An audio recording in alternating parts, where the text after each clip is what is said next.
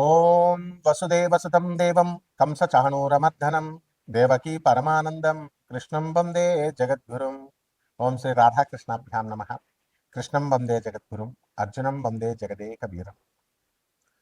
ఇప్పుడు శని వక్రించినటువంటి సమయం జూలై నెల 26, 27వ తేదీల్లో 2026 సంవత్సరంలో శని మరి మీన రాశిలో మనకి వక్రించడం అనేటటువంటిది జరిగింది.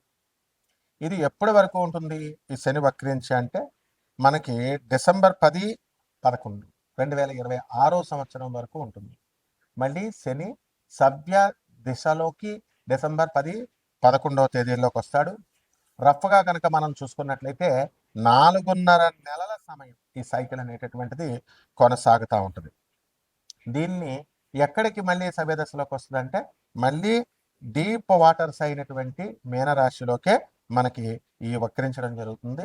స్పెసిఫిక్గా మనకి ట్రాన్సిట్ ఎక్కడికంటే త్రూ రేవతి నక్షత్రం, ఉత్తరాభాద్ర నక్షత్రం నుంచి మనకి ట్రాన్సిట్ అనేటటువంటిది జరుగుతుంది.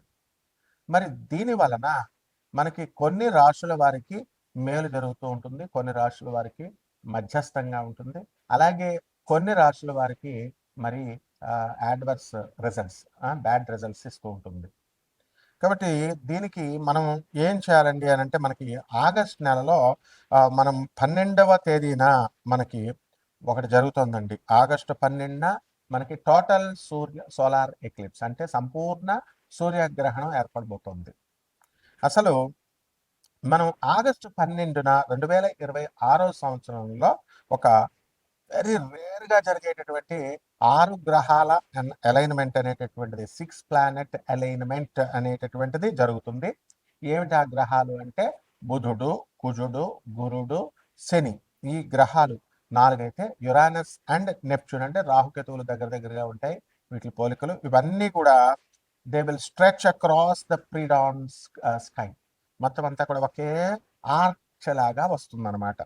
సో దీన్ని మనందరం కూడా నేకెడ్ అయితే చూడొచ్చు మనం ఖగోళంలో, ఆకాశంలో. బెస్ట్ టైం ఏంటంటే ఆగస్టు 12వ తేదీన దగ్గరగా 1 గంట నుంచి గంటన్నర పాటు మనకి ఎవరి ఊర్లో వాళ్ళకి లోకల్ సన్ రైజ్ లొకేషన్ ఏదైతే ఉందో ఆ లోకల్ సన్ రైజ్ టైంలో దానికంటే ముందు గంటన్నర ముందు మనకి ఈ 6 ప్లానెట్ల అలైన్మెంట్ కనబడుతూ ఉంటుంది.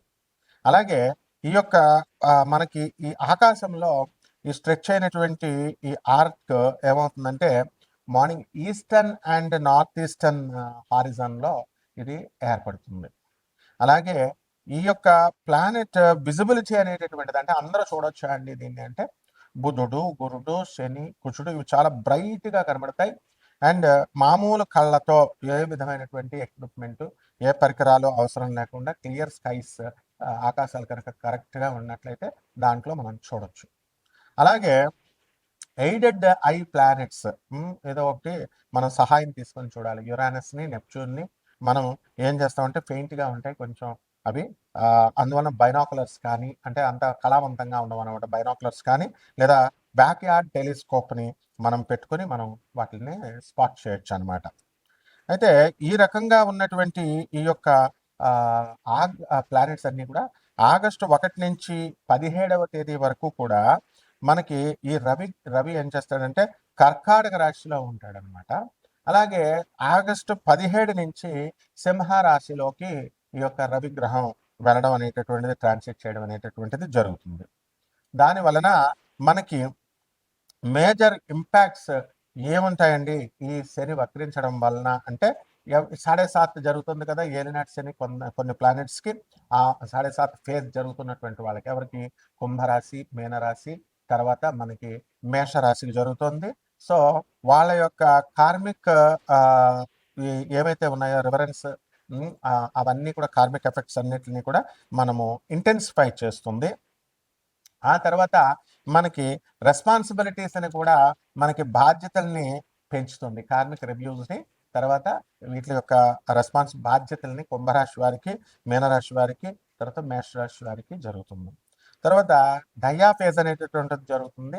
అదేమిటంటే సింహరాశిలో అండ్ ధనుస్సు రాశి వాళ్ళకి వీళ్ళ యొక్క ఎవరికైతే జరుగుతుందో వాళ్ళందరూ కూడా శనీస్ వాళ్ళ దశలు జరుగుతున్నాయో, సో ఈ యొక్క స్క్రూటినీ జరుగుతుంది, శని స్క్రూటినీ. దానివల్ల ఎక్స్ట్రా కాషన్ ఫైనాన్సెస్లో కానీ, ధన విషయాల్లో, తర్వాత వర్క్ ప్లేస్ చోట స్ట్రెస్, ఇలాంటి విషయాల మీద ఎఫెక్ట్ అనేటటువంటిది పడుతుంది వీటి వల్ల. అలాగే బెనిఫిట్ అయ్యేటటువంటి రాశులు ఏమైనా ఉన్నాయి అంటే మనకి మేషరాశి, వృషభ రాశి, సింహరాశి, తులారాశి, మేనరాశి వారికి అందరికీ కూడా బ్రహ్మాండమైనటువంటి లాభాలు జరుగుతాయి. అలాగే మనకి ప్లానెటరీ ట్రాన్సిట్స్ జరుగుతున్నాయి. అది ఎవరికైతే దీనివల్ల గజకేసరి, గజలక్ష్మి యోగాలు, అలాగే బుధాదిత్య యోగాలు, ఇలాంటి యోగాలు ఎవరికైతే ఉన్నాయో వాళ్ళందరికీ కూడా ఈ యొక్క అన్లాక్ చేసి మొత్తము పాజిటివ్ షిఫ్ట్స్ వచ్చేలాగా వీళ్ళకి చేయడం జరుగుతుంది. ఈ రాశి వాళ్ళందరికీ కూడా ఎవరికైతే బుధాదిత్య యోగాలు, గజకేసరి యోగాలు వచ్చినాయో ఇంకా ఎక్కువ పెంచడం అనేటటువంటిది జరుగుతుంది. కాబట్టి మనము ఈ శని, ఏలినాటి శని అని అనగానే మొత్తం అందరూ కూడా భయపడతా ఉంటారు. అలాగే శని వక్రించినప్పుడు భయపడతా ఉంటారు. కానీ కొన్ని రాశుల వారికి ఏలినాటి శని సమయాల్లో కూడా మనకి ఈ యొక్క శని వక్రించిన సమయాల్లో కూడా మనకి మంచి జరుగుతూ ఉంటుంది. ఇప్పుడు ఈ యొక్క మైనస్ ఇంటూ మైనస్ ప్లస్ అవుతుంది ఫార్ములా.